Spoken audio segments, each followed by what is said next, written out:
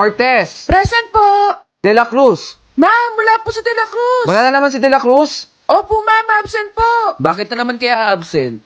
Fernandez. Present po, ma'am. The answer for the last number sa ating assignment ay False, ma'am! false. Yes, tama ako. Nangopya ka lang. Good morning po, ma'am. De La Cruz, buti na isipan mo pang pumasok. Date ka palagi. Pinapahalanan ko lang kayo, ha? Huwag kayong malilate sa klase ko.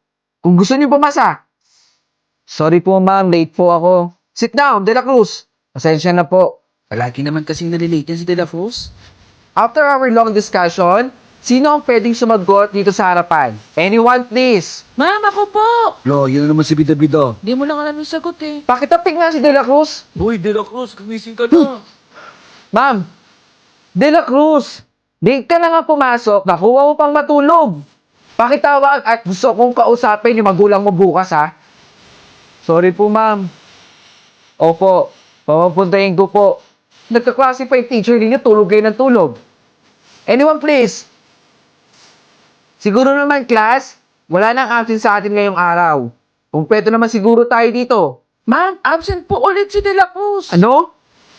Wala ulit si De La Cruz? Opo, ma'am! Hindi po namin alam kung bakit. Ano ba nangyayari doon sa batang yun? Ay, nako. Anyways, open your assignment now. Bili na po kayo. Bili na po. Boy, pagbilan nga ako ng tinitinda mo. Si ma'am. Ilan po? 3 piraso lang. De La Cruz? Ma'am, pasensya na po. Pasensya na po, hindi po ako nakakapasok sa klase ninyo. Nasa hospital po kasi yung magulang ko eh. Wala naman pong ibang mabubuhay sa amin, kundi ako lang po. Babawi din po ako para tumaas po yung grades ko.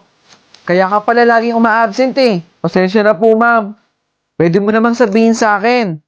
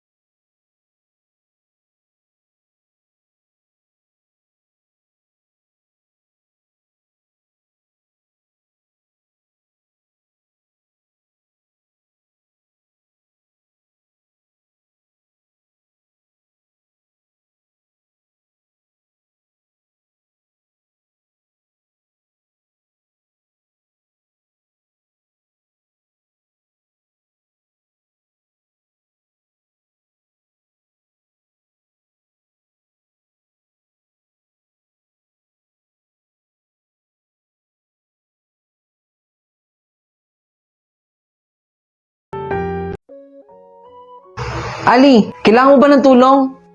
Ako na dyan. Ano ka ba, kuya? Kaya ko na to. Sigurado ka, ha? Oo naman. Ako pa. O, sige, dito muna ako, ha? Ay, kuya. Mukhang masarap yan. Oo, masarap to. Pero parang, mas masarap yan. Oo naman, masarap to. Gusto mo, palit tayo. Magpapalit pa, pwede namang share. Sandali, buksan ko lang. Ano ba naman yan, Ali Joseph? Kayo na nga lang, dalawang magkapatid na titira dito sa bahay. Hindi ba kayo naglilinis? Joseph, kumuha nga ng dahon ng bayabas doon. Opo, Nay! Yari ka kay Mama. Maglinis ka na dyan.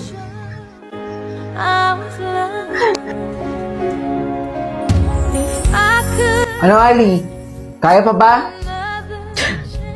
Siyempre, kaya. Asan si Ali? Ay, hindi ko alam. Tingnan mo dun sa kwarto niya. Maghapon hindi lumalabas. Ali! Bunso! Ah, kuya? Papasok ako. Buong araw ka daw hindi lumalabas ng bahay. May pasalubong ako. Sige, kuya. Lalabas ako. Wait lang, ha? Oh, sige, sige. Antayin kita rin sa labas, ha?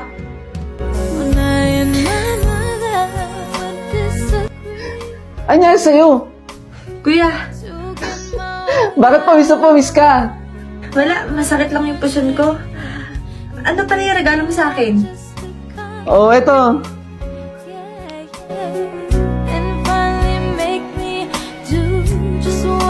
Asan si Ali? Nandito ka lang pala eh.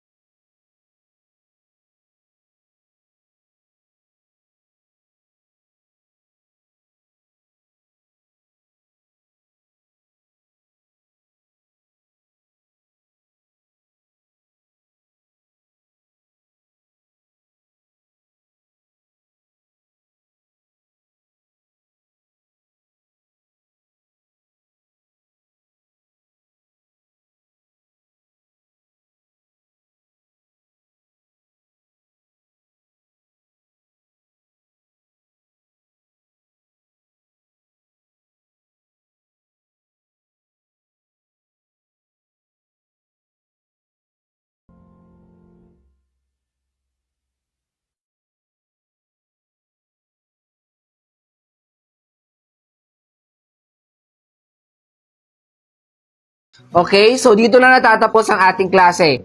Huwag niyong kalilimutan ang assignment bukas ha. Pwede na kayo mag-lunch break ngayon. De La Cruz!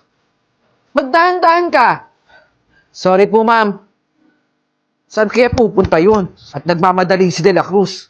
Ali, ang aral sa napag-usapan natin ngayon ay maging masaya tayo sa tagumpay ng ating mga kaibigan at pamilya. Ayan, sige. Lunch break nyo na ulit. De La Cruz! Pasensya na po ulit, ma'am. Nagmamadali ka na naman ba?